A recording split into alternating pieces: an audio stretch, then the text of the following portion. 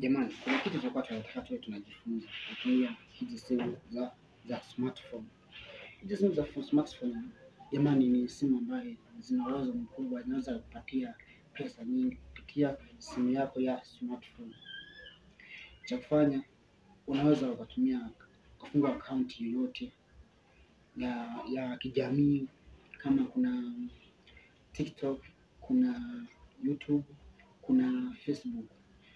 Hiyo ni mitandao ambayo inalipa vizuri, ambayo kwenye inalipa pesa nzuri. Ukishafunguka una posti content zako vizuri, ambayo vinaweza vikawafurahisha watu mtandaoni. Kwanza inategemea na kitu unacho posti, inaweza kupatia fedha yoyote ambayo unaweza ukawa una post kwenye account yako ambayo utakuwa umefungua. Unaweza kufunguaje? Cha kwanza ni follow. Cha pili ni subscribe channel yangu mpya inayoitwa Nyota3. Channel yangu ya YouTube ambayo nimefungua. Ina vitu vingi, itakuwa nakuelekeza mambo kuhusu mtandaoni, jinsi ya kupata hela, jinsi ya kulipa hela.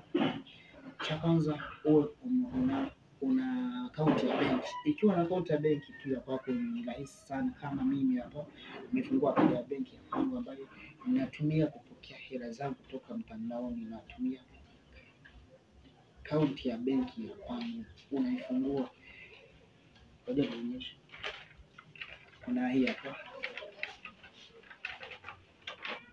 Hii ni karatasi ya account ninayotumia kupokea hela kutoka mtandao wa TikTok, YouTube, Facebook.